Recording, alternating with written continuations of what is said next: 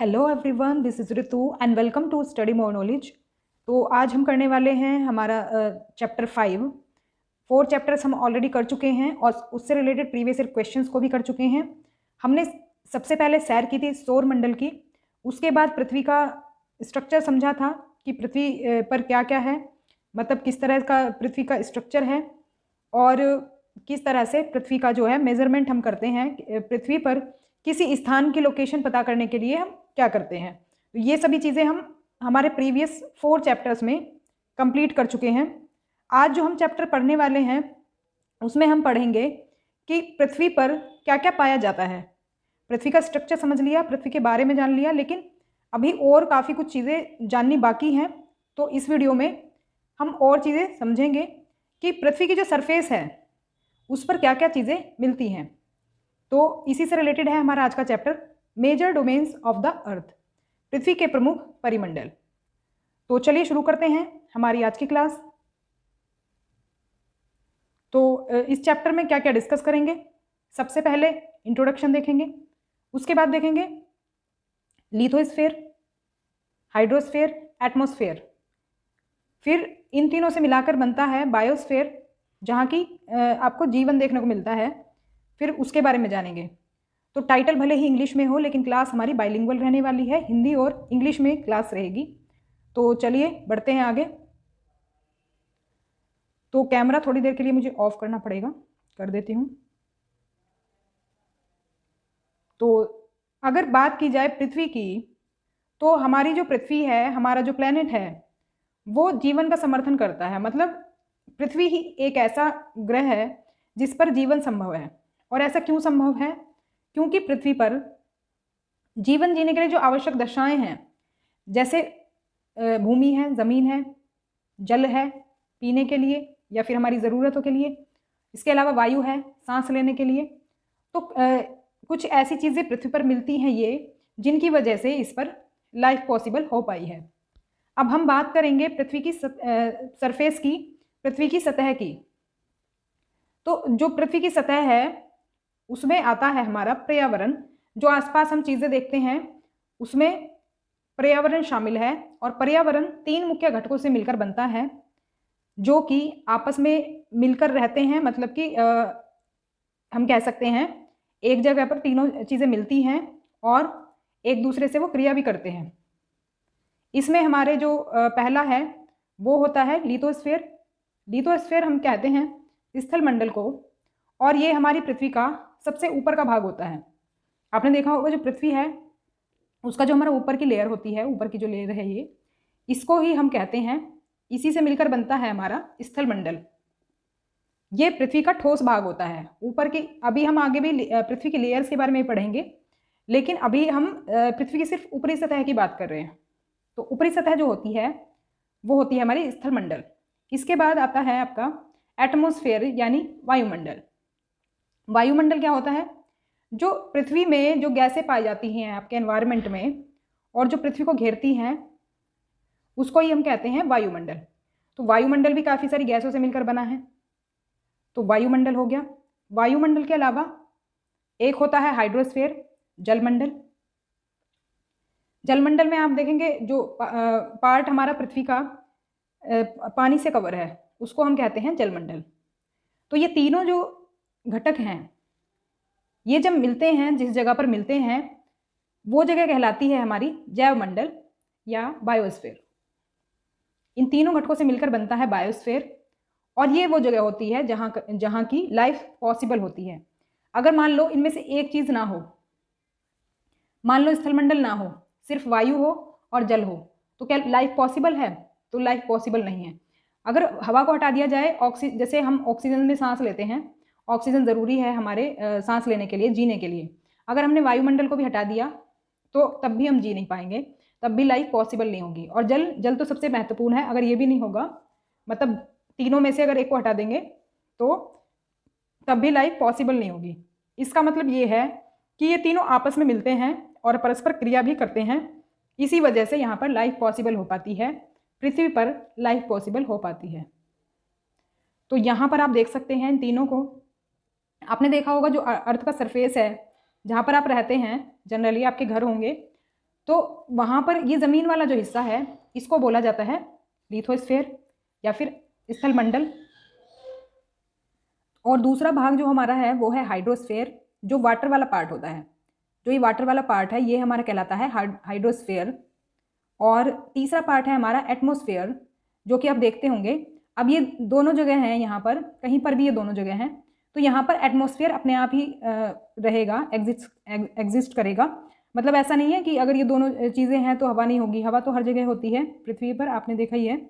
तो ये जब तीनों चीज़ें मिल गई यहाँ पर, तो यहाँ पर क्या क्या बन गया हमारा बायोस्फीयर। मतलब यहाँ पर फिर लाइफ पॉसिबल है, हम जीवन जी सकते हैं। इसके बाद आगे देख लेते हैं।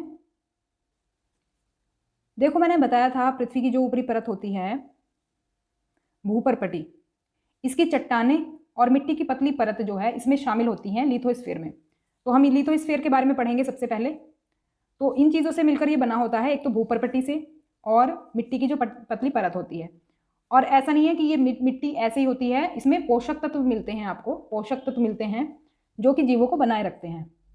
अगर पोषक तत्व नहीं होंगे तो जीवन संभव नहीं होगा। तब भी आपने देखा होगा आपको जीने के लिए खाने की ज़रूरत भी पड़ती है, और खाने के लिए भोजन कहाँ से आता है? पेड़ पौधों से आता है। तो जब पोषक तत्व होंगे तभी खाने के लिए भोजन बनेगा। तो ये सब चीज़ें मैटर करती हैं जीवन जीने के लिए। अब जो हमारी पृथ्वी की सतह है उसको हम दो भागों में बांटते हैं। पृथ्वी की सतह को हम दो भागों में बांटते हैं। कौन कौन से? एक तो होता है महाद्वीप और एक होता है महासागर, कॉन्टिनेंट्स और ओशन बेसिन्स। तो ये दो भाग हैं जिसमें कि हम पृथ्वी की सतह को डिवाइड कर सकते हैं। अब जो महाद्वीप हैं उसमें तो आपका ज़मीन वाला पार्ट आ जाएगा, और जो महासागर हैं उसमें आपका वाटर वाला पार्ट आ जाएगा। तो अब सवाल यहाँ पर यह आता है कि क्या विश्व का जो भूभाग है, स्थल मंडल जो है, ज़मीन वाला जो पार्ट है, वो जुड़ा हुआ है? इसको एक बार देख लेते हैं मैप पर। अब देखो, आप मैप में देख रहे हैं जैसे हमारे कॉन्टिनेंट्स हैं, ये हमारे महाद्वीप हैं। अब आप इनको देख रहे होंगे कि ये जो हमारे महाद्वीप हैं एक दूसरे से जुड़े हुए नहीं हैं। मतलब अगर आप ये वाला साउथ अमेरिका से अफ्रीका को कंपैरिजन करें, मतलब तो आप पाएंगे कि ये दोनों एक दूसरे से अलग दिखाई दे रहे हैं आपको, पर क्या वाकई में अलग हैं? ऐसे ही ये वाला भाग भी अलग दिख रहा है हमें, ऑस्ट्रेलिया का।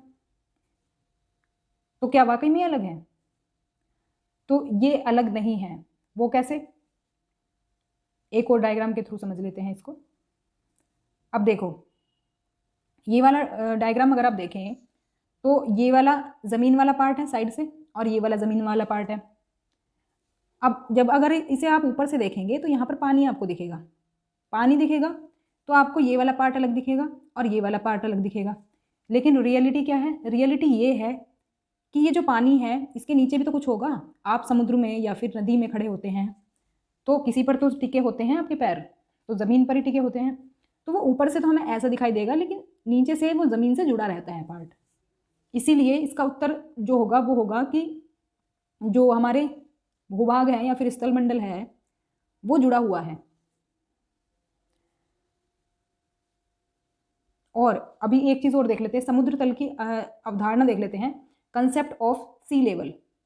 सी लेवल का कंसेप्ट है क्या? तो समुद्र का जो जल है, जल का स्तर है वो हर जगह समान रहता है। समुद्र का आपने लेवल देखा होगा, जैसे कि ऐसे है, ये समुद्र है, अब नीचे तो ये ज़मीन है, यहाँ पर ज़मीन है, इधर भी ज़मीन है। तो आपने देखा होगा ये चाहे आप किसी भी लेवल में कर दो इसको, लेकिन ऊपर सतह आपको इक्वल दिखेगी। ऐसा तो नहीं होगा ना, यहाँ पर ज़्यादा ऊंचा पानी हो जाएगा, यहाँ पर नीचा पानी हो जाएगा, ऐसा तो नहीं होगा। यहाँ पर लेवल तो इक्वल ही रहेगा इस तरह से। इसको ही बोला जाता है समुद्र की ये सी लेवल बोला जाता है इसको। और देखो, भूमि की जो ऊंचाई है समुद्र के स्तर से मापी जाती है। जो समुद्र का जो लेवल होता है उससे मापी जाती है, जिसे हम शून्य मानते हैं, मतलब जीरो मानते हैं। जीरो लेवल कैसे मानते हैं, एक बार इसको डायग्राम में समझ लेते हैं।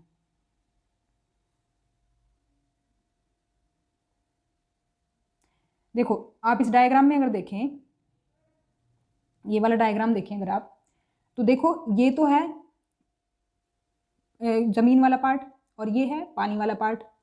तो अब देखो, जहाँ तक ये ज़मीन जो है, मतलब जहाँ तक आपका पानी दिखेगा, ये पानी की सरफेस दिखेगी, इसको हम कहते हैं समुद्र तल।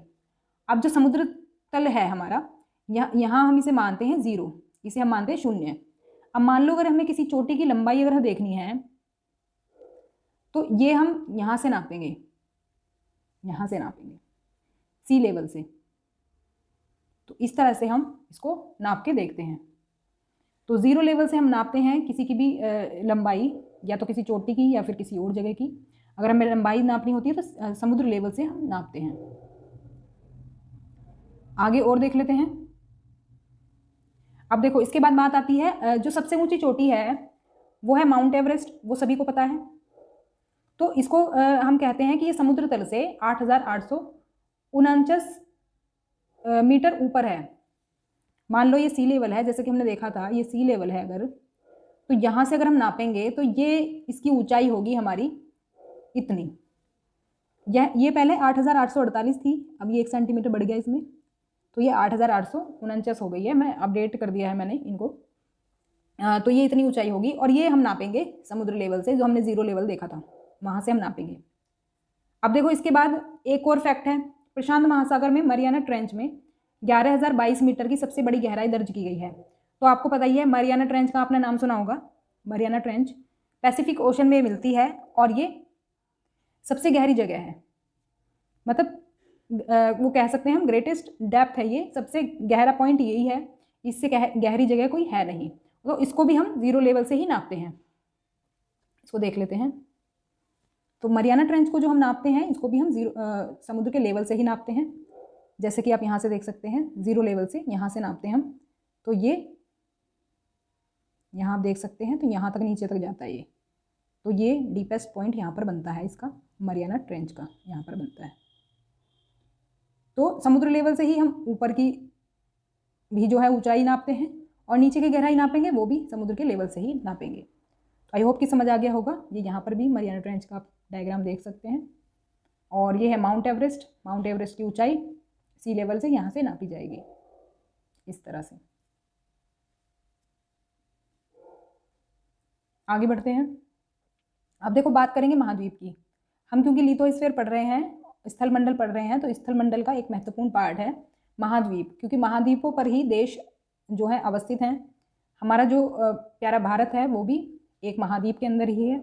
वो भी आप जान जाएंगे कौन से महाद्वीप में है और डिटेल भी उसकी। तो देखो जो जल निकायों द्वारा जो अलग किए गए भूभाग हैं, अब जो हमने देखा था वैसे तो ये ज़मीन का पार्ट जो नीचे से जुड़ा हुआ है, लेकिन ऊपर ज़मीन जो है हमें अलग अलग दिखाई देती है। अब ये जो पार्ट अलग किया है तो जल निकायों ने अलग किया है, मतलब कि जो हमारे ओशंस हैं और सागर हैं उन्होंने अलग किया है। तो ये जो भूभाग अलग हुआ है ये इसमें टोटल हमारे 7 प्रमुख महाद्वीप आते हैं। कौन कौन से? Asia, Europe, Africa, north America, south America, Australia, Antarctica. तो ये 7 बड़े कॉन्टिनेंट हैं जो कि हमारे आते हैं इसमें।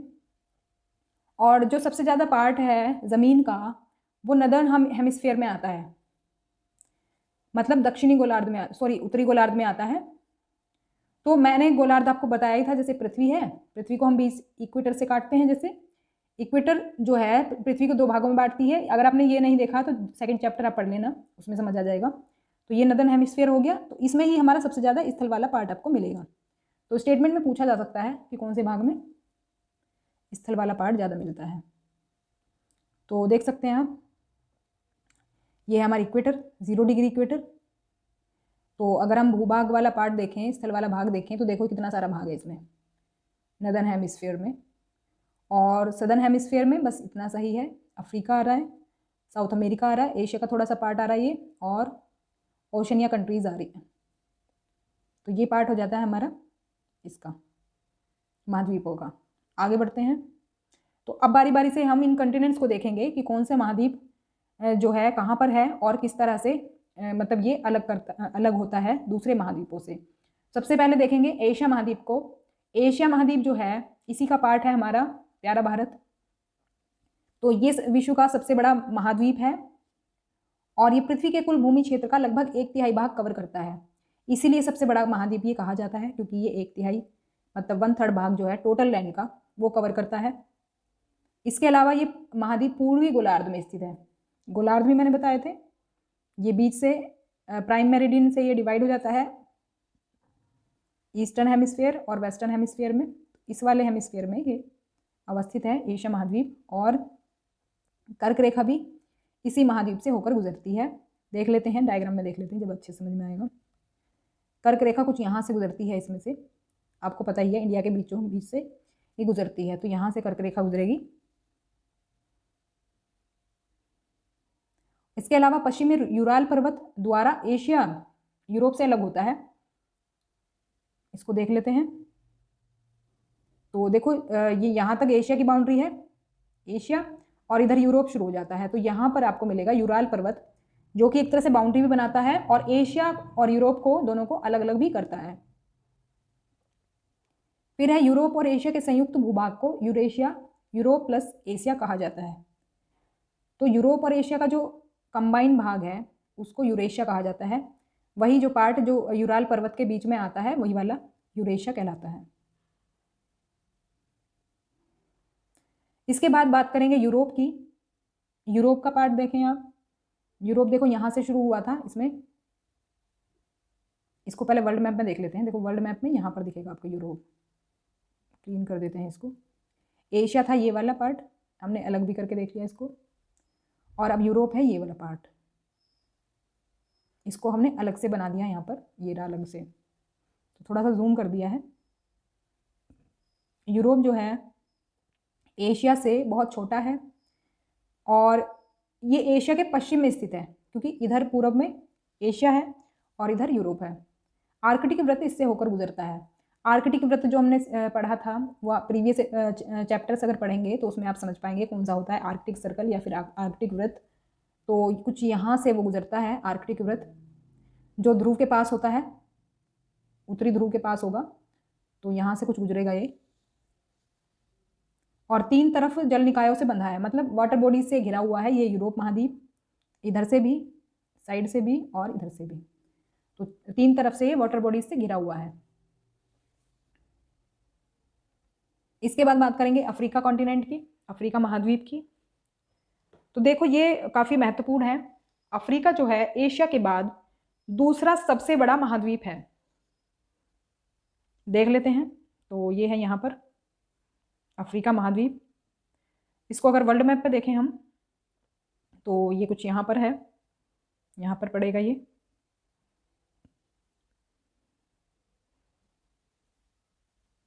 और फैक्ट देख लेते हैं। तो भूमध्य रेखा या 0 डिग्री अक्षांश, जिसके बारे में हम पढ़ चुके हैं ऑलरेडी, ये महाद्वीप के मध्य से होकर गुजरता है।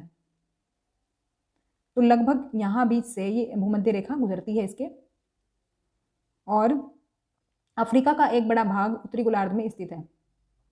तो ऊपर वाला जो भाग है इसका, ये उत्तरी गोलार्ध में स्थित है, और आप देख रहे होंगे इसका एरिया भी काफ़ी बड़ा है, इसका एरिया काफ़ी बड़ा है ऊपरी भाग का। तो इसीलिए इसका ज़्यादातर पार्ट जो है ये कहा जाता है कि उत्तरी गोलार्ध में इसका आता है।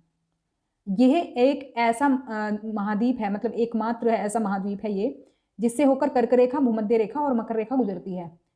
तो ट्रॉपिक ऑफ कैंसर, इक्वेटर और ट्रॉपिक ऑफ कैप्रिकॉर्न, तीनों रेखाएं इससे होकर गुजरती हैं। तो कुछ ऐसा इसका जो है हो जाता है स्ट्रक्चर। यहाँ से तो हमने इक्वेटर देख ली, बीच से जाती है इक्वेटर, बीच से तो इक्वेटर, नीचे आपकी हो जाती है मकर रेखा, नीचे मकर रेखा हो जाती है, और ऊपर हो जाती है आपकी कर्क रेखा। तो कुछ इस तरह से ये तीनों लाइनें इससे होकर गुजरती हैं, और ये एकमात्र ऐसा महाद्वीप है जिससे ये तीनों लाइनें गुजरती हैं। दुनिया का सबसे बड़ा गर्म मरुस्थल सहारा मरुस्थल अफ्रीका में स्थित है। तो सहारा मरुस्थल के बारे में आपने सुना ही होगा। तो ये कुछ इस लोकेशन पर पड़ता है, ये कुछ ऊपर की तरफ पड़ता है। सहारा मरुस्थल काफ़ी बड़े एरिया में है ये, तो सबसे बड़ा मरुस्थल है ये दुनिया का। और यह महाद्वीप चारों ओर से महासागरों और समुद्रों से घिरा हुआ है। देखो अगर आप इसकी लोकेशन की बात करें तो इसके चारों तरफ आपको समुद्र मिलेंगे। देखो इधर बात करें तो अटलांटिक ओशन मिलेगा, अटलांटिक में भी south ocean, south Atlantic ocean. इधर इंडियन ओशन मिलेगा, इधर भी इसके साइड में, इसके नीचे की तरफ भी ये इंडियन ओशन मिलेगा। और अगर आप इधर की साइड की बात करें तो यहाँ पर लाल सागर मिलेगा, रेड सी मिलेगा, और ऊपर मिलेगा मेडिटेरियन सी या फिर भूमध्य सागर। तो चारों तरफ से ये सागरों महासागरों से घिरा हुआ है। एक इंपॉर्टेंट पॉइंट और है, दुनिया की सबसे लंबी नील नदी अफ्रीका से होकर बहती है। तो अफ्रीका से होकर बहती है नील नदी, कुछ यहाँ पर इसकी लोकेशन है, तो दिखाई नहीं गई है यहाँ पर नदी इस वाले मैप में, तो कुछ यहीं पर है ये। तो ये थे फैक्ट अफ्रीका के बारे में। अब नेक्स्ट कॉन्टिनेंट पर चलते हैं। नेक्स्ट है हमारा उत्तरी अमेरिका, नॉर्थ अमेरिका। अब इसे उत्तरी अमेरिका क्यों कहते हैं, वर्ल्ड मैप पर देख लेते हैं एक बार इसे। ये है हमारा उत्तरी अमेरिका, और ये दो अमेरिका हैं, जैसे कि भाई नॉर्थ अमेरिका, ये नॉर्थ में है इसलिए नॉर्थ अमेरिका, और ये साउथ में है इसलिए साउथ अमेरिका। तो दो कॉन्टिनेंट है ये सेम नाम के, तो इसलिए इनको नाम दे दिया है नॉर्थ अमेरिका और साउथ अमेरिका। तो नॉर्थ अमेरिका का मैप देख लेते हैं हम जूम करके। ये रहा नॉर्थ अमेरिका। इसके कुछ महत्वपूर्ण बिंदु देख लेते हैं। उत्तरी अमेरिका दुनिया का तीसरा सबसे बड़ा महाद्वीप है। तो इनका क्रम भी कभी कभी पूछ लिया जाता है। पहला कौन सा था, एशिया था। दूसरा कौन सा था, अफ्रीका। और तीसरा है उत्तरी अमेरिका। उत्तरी अमेरिका तीसरा सबसे बड़ा महाद्वीप है, और यह पनामा नामक जो भूमि की एक संधि है, इस संधि के द्वारा दक्षिण अमेरिका से जुड़ा हुआ है। इसको समझ लेते हैं पनामा संधि है कौन सी।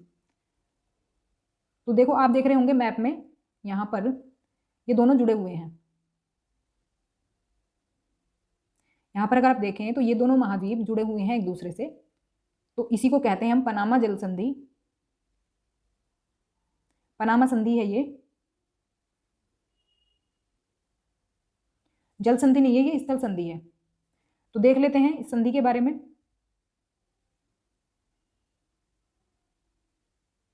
मैंने हिंदी इंग्लिश दोनों में ले लिया है। ये इंग्लिश में कहते हैं इस्थमस और हिंदी में कहते हैं स्थल संधि। तो स्थल संधि वह संकरा भाग होता है जो दो बड़े स्थलीय भूभागों को एक दूसरे से जोड़ता है। तो ये एक छोटा सा ऐसा पार्ट होगा जमीन का एक छोटा सा ऐसा पार्ट होगा जिसके थ्रू बड़े महाद्वीप एक दूसरे से जुड़ते हैं, बड़ी जो है स्थलीय भाग एक दूसरे से जुड़ते हैं। तो छोटा सा आप देख रहे होंगे इनका कनेक्शन यहाँ से जुड़ा हुआ है, और ये पनामा स्थल संधि कहलाता है। इसके अलावा एक होता है हमारा जल संधि, इसको भी साथ साथ देख लेते हैं। इसको बोलते हैं स्ट्रेट इंग्लिश में। और ये पानी का एक संकरा भाग होता है, मतलब पानी का एक छोटे वाटर बॉडी होती है जो कि दो वाटर बॉडीज को जोड़ती है। जैसे आप श्रीलंका के बीच में देख रहे होंगे, श्रीलंका और भारत के बीच में यहाँ पर, तो ये दो महासागरों को जोड़ रही है। एक तो इधर बंगाल की खाड़ी और इधर अरब सागर। तो दोनों जो जल संधियां हैं, दोनों जो वाटर बॉडीज हैं, इनको ये जल संधि जोड़ रही है। तो कौन सी है ये जल संधि, ये कहलाती है पाक स्ट्रेट। तो ये फैक्ट देख लिया हमने संधियों के बारे में। तो संधियों से भी क्वेश्चन पूछ लिया जाता है। तो अमेरिका, नॉर्थ अमेरिका और साउथ अमेरिका के बीच में कौन सी संधि है, पनामा संधि। इंग्लिश में कहें तो इस्थमस ऑफ पनामा। इसके बाद है यह महाद्वीप पूरी तरह से उत्तरी और पश्चिमी गोलार्ध में स्थित है। वर्ल्ड मैप पे अगर आप देखें तो देख पा रहे होंगे इक्वेटर आ गई यहाँ पर। इक्वेटर से अगर आप देखें तो इधर तो ये हो गया नॉर्थ में, और इधर हो गया, अगर प्राइम मेरिडियन से बात करें तो ये हो गया वेस्ट में। तो नॉर्थ में और वेस्ट में इसकी स्थिति है। और एक और पॉइंट है इसमें, इस महाद्वीप के चारों ओर 3 महासागर हैं। कौन कौन से हैं, प्रशांत, आर्कटिक, अटलांटिक महासागर। देखो इधर तो आपको मिलेगा अटलांटिक ओशन, इधर मिलेगा आपको पैसिफिक ओशन, और इधर मिलेगा आपको आर्कटिक ओशन। तो तीनों महासागरों से ये घिरा हुआ है ये वाला महाद्वीप। नेक्स्ट पर चलते हैं। नेक्स्ट है हमारा कॉन्टिनेंट दक्षिण अमेरिका। दक्षिण अमेरिका ज़्यादातर दक्षिणी गोलार्ध में स्थित है। अभी हमने देखी थी वैसे इसकी लोकेशन वर्ल्ड मैप पे, दक्षिण में इधर स्थित है ये, यहाँ पर नॉर्थ अमेरिका स्थित है। तो दक्षिणी गोलार्ध में ये स्थित है, और पूर्व में अटलांटिक महासागर और पश्चिम में प्रशांत महासागर है। पूर्व में इसके अटलांटिक ओशन देख पा रहे हैं हम, और पश्चिम में पैसिफिक ओशन है। और दुनिया की सबसे लंबी पर्वत श्रृंखला एंडीज उत्तर से दक्षिण तक अपनी लंबाई से गुजरती है। मतलब कि ये जो एंडीज पर्वत है यहाँ पर, ये उत्तर से दक्षिण तक फैली हुई है, मतलब काफ़ी लंबे एरिया में फैली हुई है। इसका पूरा पार्ट ये कवर करती है, नॉर्थ से लेकर साउथ तक का, उत्तर से लेकर दक्षिण तक का ये पूरा पार्ट जो है एंडीज पर्वतमाला इसकी कवर करती है इस महाद्वीप का। इसके अलावा एक और पॉइंट है, दक्षिण अमेरिका में दुनिया की सबसे बड़ी नदी अमेजन है। अमेजन नदी के बारे में आपने सुना ही होगा। अमेजन नदी जो है सबसे बड़ी नदी है ये, और ये कुछ यहाँ पर पड़ती है अमेजन नदी, और इसकी सहायक नदियों की वजह से ये काफ़ी बड़ा जो है एरिया कवर करती है। ये कह सकते हैं कि सबसे बड़ा नदी बेसिन है। नदी बेसिन होता है जैसे कि सहायक नदियों से मिलकर जो एरिया वो कवर करती हैं उसको पूरा नदी का बेसिन बोला जाता है। तो सबसे बड़ा नदी बेसिन इसी का है, अमेज़न का। इसके बाद आता है हमारा नेक्स्ट कॉन्टिनेंट, वो है ऑस्ट्रेलिया। ऑस्ट्रेलिया महाद्वीप सबसे छोटा महाद्वीप है। ये आपका साउथ में पड़ता है, दक्षिणी गोलार्ध में पड़ता है, पूरी तरह से सदर्न हेमिस्फीयर में पड़ता है। और ये जो है चारों ओर से महासागरों और समुद्रों से घिरा हुआ है। आप अगर देखें तो ये बिल्कुल एक द्वीप की तरह आपको दिखेगा, चारों तरफ से वाटर बॉडीज से घिरा हुआ है ये। और ये जो है ऑस्ट्रेलिया ही नहीं, ये पूरा जो कॉन्टिनेंट है ये कहलाता है ओशनिया। ओशनिया कहलाता है, लेकिन हम इसे ऑस्ट्रेलिया ही कहते हैं। ओशनिया में आपकी सारी ये कंट्रीज आ जाती हैं, माइक्रोनेशिया, पॉलिनेशिया, मेलेनेशिया, तो काफ़ी सारी कंट्रीज़ हैं जो कि इसमें इंक्लूड होती हैं। और इनको सभी को मिलाकर बोला जाता है ओशनिया, लेकिन वैसे कॉन्टिनेंट के रूप में ऑस्ट्रेलिया को ही जाना जाता है। ध्यान रखेंगे, ओशनिया पूछ लिया जाए तो ध्यान रखेंगे इस चीज़ का। और देखो चारों तरफ से ये पानी से घिरा हुआ है, इसलिए इसे द्वीपीय महाद्वीप भी कहा जाता है। It is called an island continent, चारों तरफ से पानी से घिरा है इसलिए। नेक्स्ट कॉन्टिनेंट है हमारा अंटार्कटिका।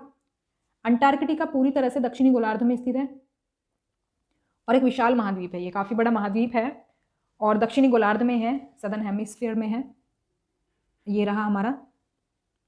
तो अगर हम यहाँ पर इक्वेटर बना दें तो ये सदर्न हेमिस्फीयर में पड़ता है। ऑस्ट्रेलिया भी आपका ये सदर्न हेमिस्फीयर में पड़ता है। तो ये जो है आपका यहाँ पर पड़ेगा ये अंटार्कटिका। आप अगर इसे वाइट वाइट देख रहे होंगे, वाइट ये इसलिए बनाया हुआ है क्योंकि ये पूरा बर्फ़ से ढका रहता है।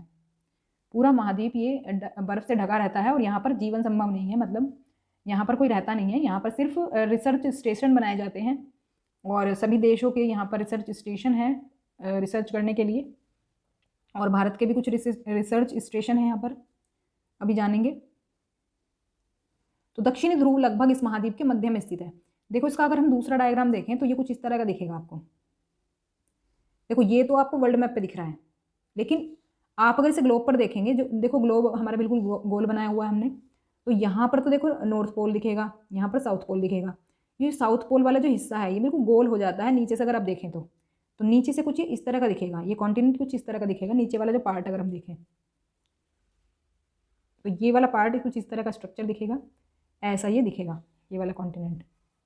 तो यहाँ पर मानव बस्तियाँ नहीं है क्योंकि ये परमानेंट मोटी बर्फ़ की चादरों से ढका रहता है, तो मानवों को रहना यहाँ संभव नहीं है।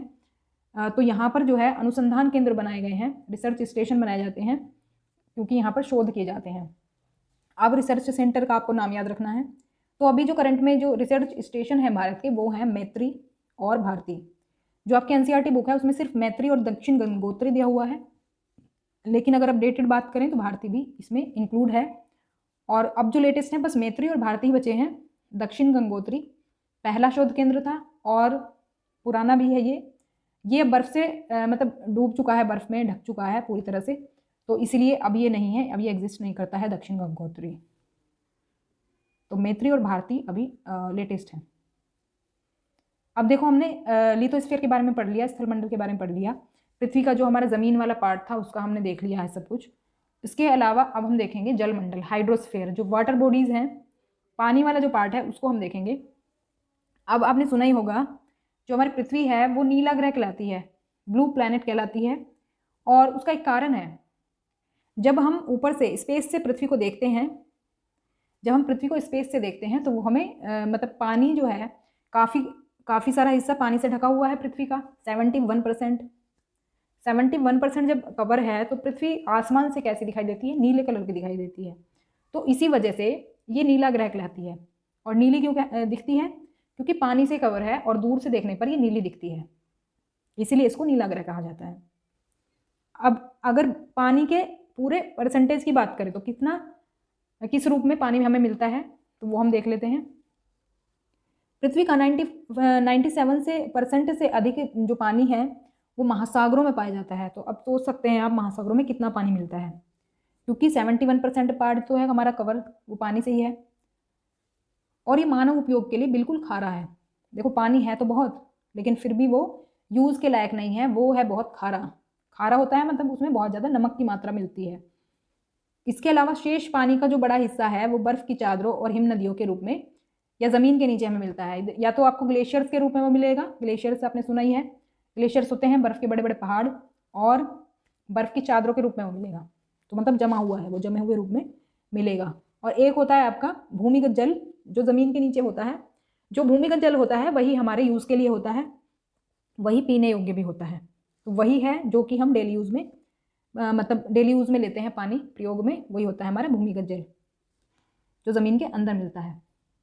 तो इसलिए नीला ग्रह तो है ये, नीला ग्रह होने के बावजूद भी हमें पानी की कमी का सामना करना पड़ता है, और उसका कारण यही है कि जितना भी पानी अवेलेबल है वो ज़्यादा मात्रा में खारा अवेलेबल है। इसको रेशो में अगर हम देखें तो यहाँ पर देखो परसेंटेज देख लेते हैं। देखो मान लो ये होल है, पृथ्वी का होल वाटर है ये, मतलब पूरा परसेंटेज जितना वाटर मिलता है ये है 100%। 100% में से 97 सलाइन वाटर, जो कि खारा पानी बोला जाता है, और 3% फ्रेश वाटर अवेलेबल है। अब 3% में से भी ये नहीं है कि 3% ही हमारे यूज़ में है, 3% में से भी इसका ही अगर परसेंटेज देखें तो इसका 68.7% बर्फ़ की चादरों के रूप में और ग्लेशियर्स के रूप में आपको मिलेगा। इसका 30% आपको ग्राउंड वाटर के रूप में मिलेगा, और अदर यूसेज में जो आता है वो है आपका 0.9। तो टोटल ये वाटर है जो हमारे प्रयोग में आता है, और सरफेस वाटर ये 0.3 ये आता है हमारा बाकी इसका परसेंटेज। तो ये है जो कि सरफेस वाटर का भी टाइप इसमें दे रखा है, किस रूप में मिलता है। तो सरफेस वाटर आपको मिलेगा लेक्स के रूप में, रिवर्स के रूप में, मतलब जैसे कि नदियाँ होती हैं पानी की और झीलें होती हैं, इनके रूप में मिलता है आपका ये 0.3% जो पानी होते हैं सरफेस वाटर। आगे बढ़ते हैं, अब देख लेते हैं वाटर बॉडीज़ को हम पढ़ रहे हैं, जलमंडल की हम बात कर रहे हैं। तो अब इसमें हम बात करेंगे ओशंस की, क्योंकि सबसे महत्वपूर्ण पार्ट होता है हमारा ओशंस, महासागर। तो महासागर जलमंडल का प्रमुख भाग है, और ये पानी जो है गतिमान रहता है हमेशा, और इसकी 3 प्रकार की गतियाँ होती हैं। एक तो होती हैं वेव्स यानी तरंगे, एक होती हैं टाइड्स यानी ज्वार भाटा, और एक होती हैं ओशन करंट यानी सागर की लहरें। तो ये 3 तरह की गतियाँ होती हैं जो महासागरों में अक्सर आपको देखने को मिलेंगी। अब प्रमुख महासागरों की बात करें तो प्रमुख महासागर 5 प्रकार के होते हैं। 5 जो हैं, ये पहला है इसमें पैसिफिक ओशन, ये साइज़ के आधार पर आपको दिया हुआ है, मतलब इनका एरिया के आधार पर।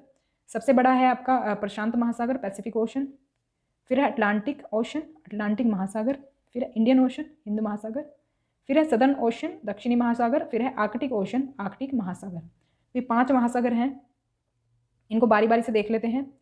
तो आप देख सकते हैं वर्ल्ड मैप पे इनको, पैसिफिक, अटलांटिक, इंडियन, अटलांटिक, और नहीं अटलांटिक हो गया, आर्कटिक हो गया, और ये सदर्न हो गया नीचे ये वाला। तो ये 5 हो गए ओशन।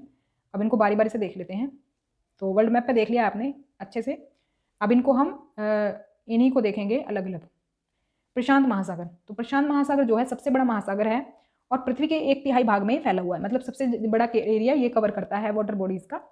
और मरियाना ट्रेंच जो आपने सुना है, पृथ्वी का जो सबसे गहरा भाग है वो प्रशांत महासागर में ही मिलता है। प्रशांत महासागर आकार में लगभग गोलाकार है, पूरा गोल नहीं कह सकते, और एशिया, ऑस्ट्रेलिया, उत्तर और दक्षिण अमेरिका इसे घेरते हैं। एक बार देख लेते हैं डायग्राम में। तो ये है पैसिफिक ओशन, यहाँ पर लगभग गोल कहा है ना, तो ये लगभग गोल आकार कुछ इसका इस तरह से बन जाता है, और ये कॉन्टिनेंट घेरते हैं इसे Asia, Australia, north America, south America. और क्या था इसमें, और मरियाना ट्रेंच है जो कि इसमें सबसे गहरा ये पृथ्वी का हिस्सा माना जाता है, ये इसी में स्थित है। फिर अटलांटिक ओशन अटलांटिक महासागर, ये दुनिया का दूसरा सबसे बड़ा सागर है, महासागर है, अंग्रेजी के एस आकार का है। देख लेते हैं कैसे है एस आकार का, इसको देख रहे होंगे आप, यहाँ से यहाँ तक कुछ इस तरह का इसका स्ट्रक्चर है, इसीलिए कुछ एस आकार का दिखता है, इसलिए इसको कहा जाता है कि कुछ एस आकार का है ये। इसके पश्चिमी भाग में उत्तर और दक्षिणी अमेरिका, और पूर्वी तरफ यूरोप और अफ्रीका है।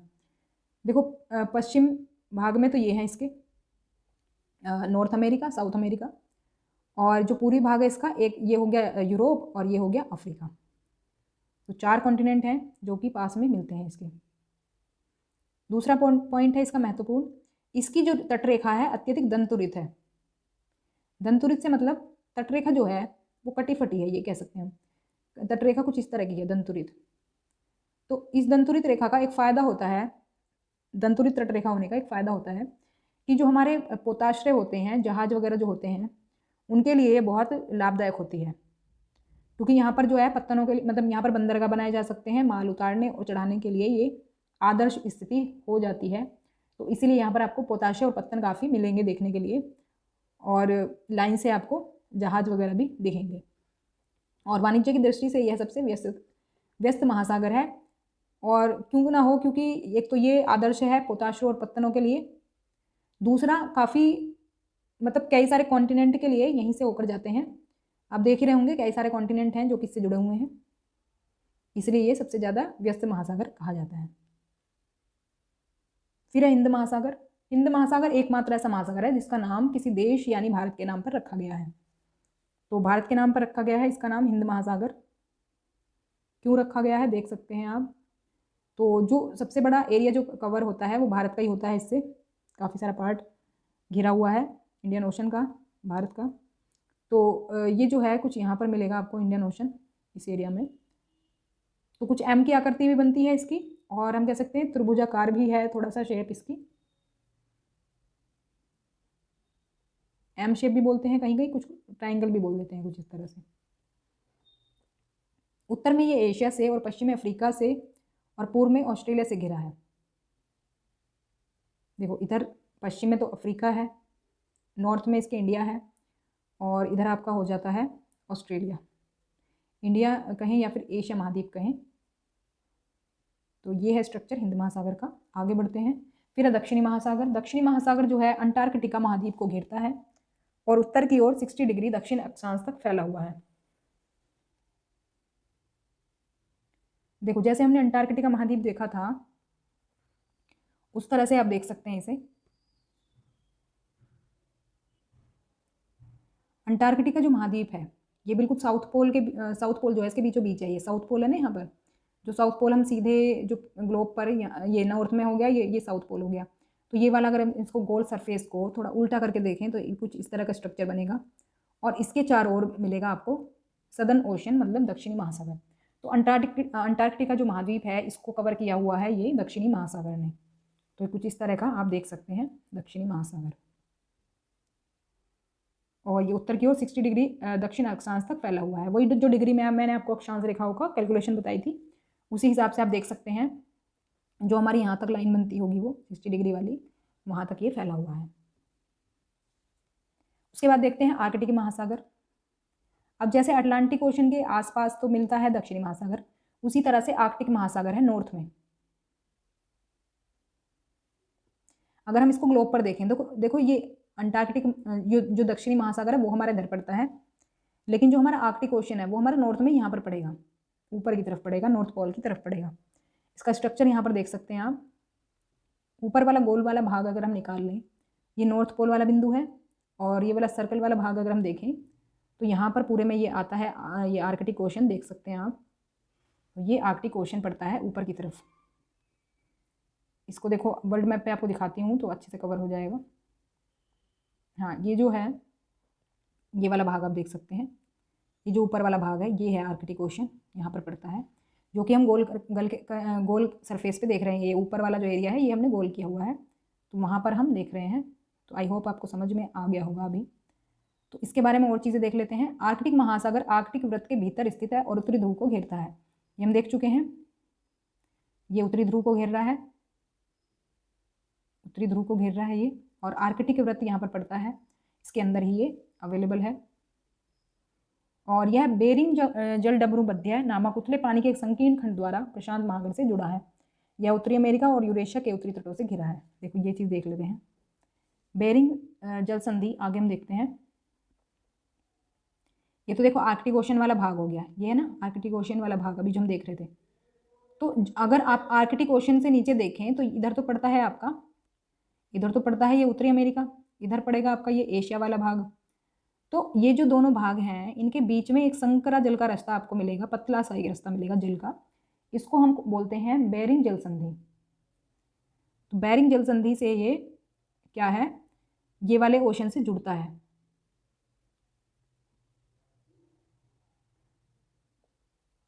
तो प्रशांत महासागर से ये जुड़ता है। नीचे आप देखेंगे तो यहाँ पर प्रशांत महासागर पड़ता है, ये नीचे वाला पार्ट जो है ये प्रशांत महासागर है। तो दोनों वाटर बॉडीज इस बेरिंग जल संधि के थ्रू जो है जुड़ती हैं। तो उत्तरी अमेरिका और यूरेशिया के उत्तरी तटों से घिरा है। हाँ, तो ये वही है, ये उत्तरी अमेरिका वाला भाग है, ये उत्तरी अमेरिका वाला भाग है और ये यूरेशिया वाला भाग है, तो ये दोनों से घिरा हुआ है। अब और चीज़ें देख लेते हैं। तो काफ़ी सारी चीज़ें हो गई हैं इसमें। अब देखो हमने बात कर ली स्थलमंडल की, जलमंडल की, अब बात करेंगे वायुमंडल की। तो वायुमंडल में क्या है? वायुमंडल मैंने आपको बताया था जो हमारे आसपास का जो एटमॉस्फेयर है, जो हवा हम लेते हैं, मतलब ऑक्सीजन जो ग्रहण करते हैं, कार्बन डाइऑक्साइड छोड़ते हैं, इसी तरह की और भी गैसें हैं जिनसे मिलकर वायुमंडल बनता है। तो पृथ्वी गैस की एक परत से घिरी हुई है जिसे कि वायुमंडल कहा जाता है, और हमें ये सांस लेने वाली हवा प्रदान करता है और सूर्य की किरणों के हानिकारक प्रभावों से भी हमारी रक्षा करता है। तो वायुमंडल लगभग हमारा 1600 किलोमीटर की ऊंचाई तक फैला हुआ है। मान लो ये पृथ्वी है, तो इसके ऊपर जो है वायुमंडल की लेयर बनी हुई है, इनके बारे में हम आगे पढ़ेंगे, और ये लगभग 1600 किलोमीटर तक की ऊंचाई कवर करता है ये वायुमंडल हमारा। तो संरचना, तापमान और अन्य गुणों के आधार पर वायुमंडल को 5 परतों में बांटा गया है। ये परतें देख लेते हैं। तो ये हैं हमारी 5 परतें, इनको हम आने वाली क्लासेस में कवर करेंगे डिटेल में, अभी हम बस जनरल आइडिया ले रहे हैं। तो ये 5 परतें हैं, हिंदी और इंग्लिश दोनों में देख सकते हैं। क्षोभ मंडल, समताप मंडल, मध्य मंडल, आयन मंडल और बहिर्मंडल। तो ये सभी लेयर्स हैं, इंग्लिश में भी देख लें। इनको हम आगे डिटेल में डिस्कस करेंगे, अभी बस नाम इनका देख रहे हैं।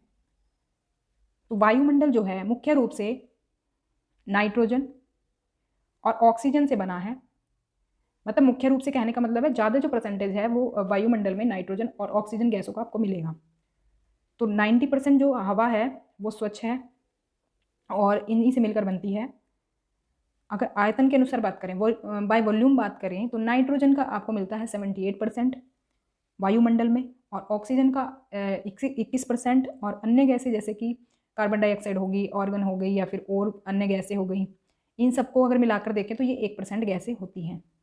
तो इन सभी गैसों से मिलकर बना है हमारा वायुमंडल। तो वायुमंडल का जो घनत्व है ऊंचाई के साथ बदलता रहता है और समुद्र तल पर ये अधिकतम होता है। तो ये घनत्व भी वैसे तो हम डिटेल में आगे पढ़ेंगे। तो जैसे ये घनत्व होता है हमारा ऊंचाई के साथ ही बदलता रहता है। समुद्र तल पर ये सबसे ज़्यादा रहेगा, प्रेशर की बात कर रहे हैं, समुद्र तल पर ही सबसे ज़्यादा प्रेशर रहेगा, और ऊपर जाने पर ये प्रेशर थोड़ा घटता है।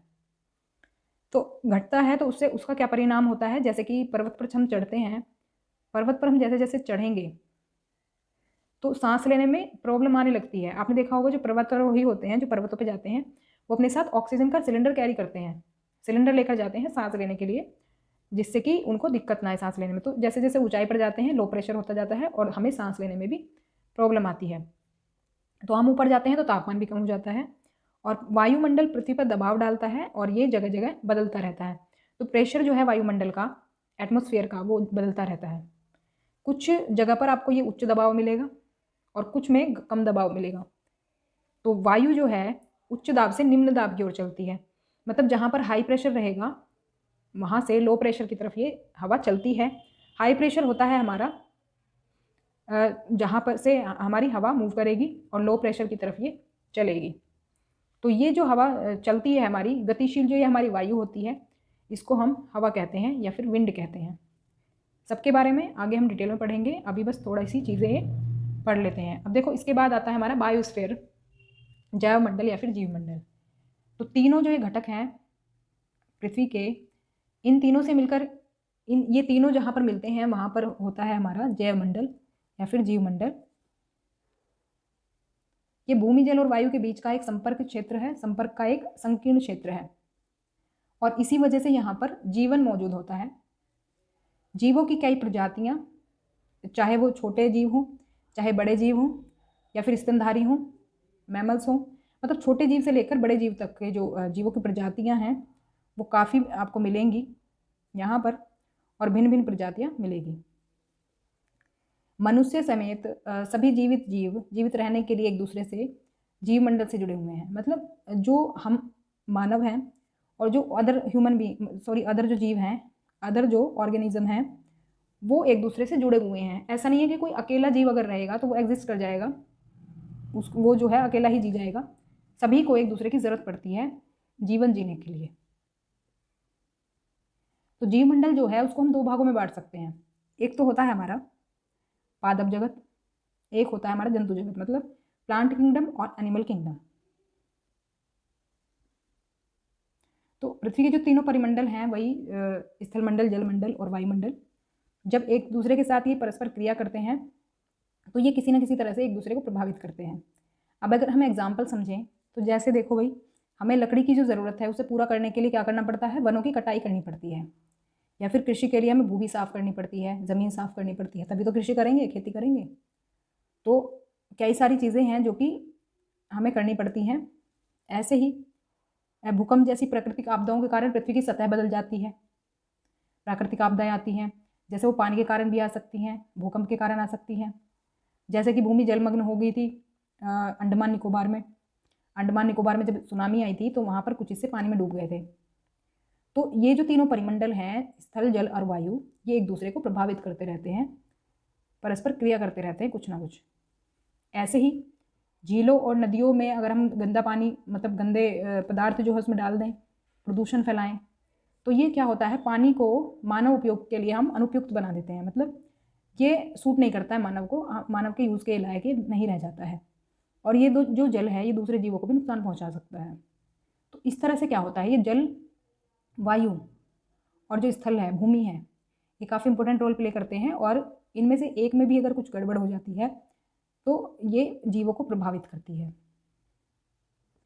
या फिर हमारी लाइफ को प्रभावित करती है।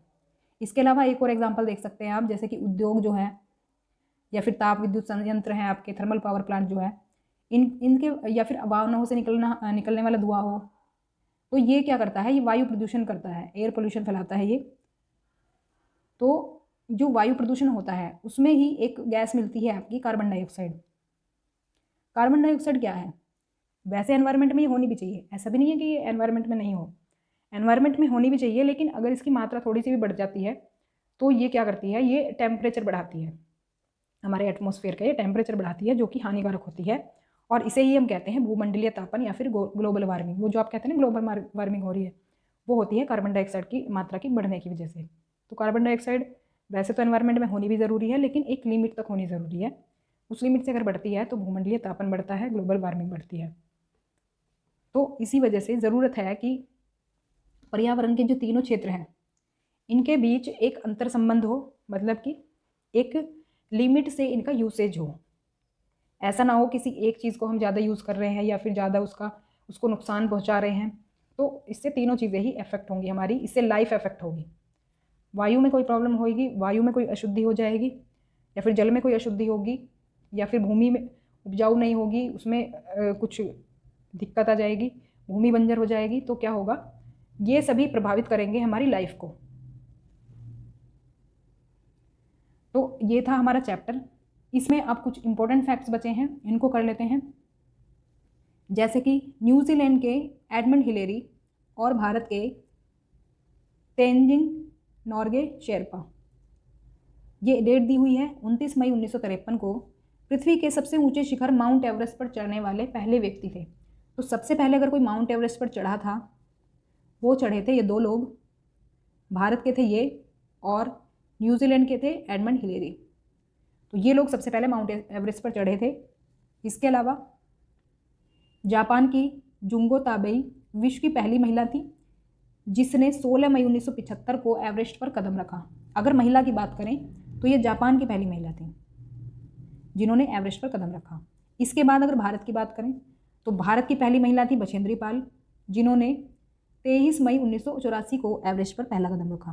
तो ये क्वेश्चन हो सकता है फैक्ट उसमें स्टेटमेंट में पूछ लिया जाए, इसलिए याद रखना ज़रूरी है। तो ये थी हमारी आज की क्लास। अगर वीडियो पसंद आई हो तो लाइक करें, शेयर करें और सब्सक्राइब कर लें चैनल को रेगुलर वीडियोस देखने के लिए। सीटेट की कंप्लीट तैयारी करें सोशल साइंस की इसी चैनल के माध्यम से।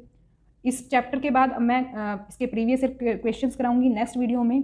तो मिलते हैं नेक्स्ट क्लास में, तब तक के लिए stay connected and keep watching study more knowledge. Thanks for watching.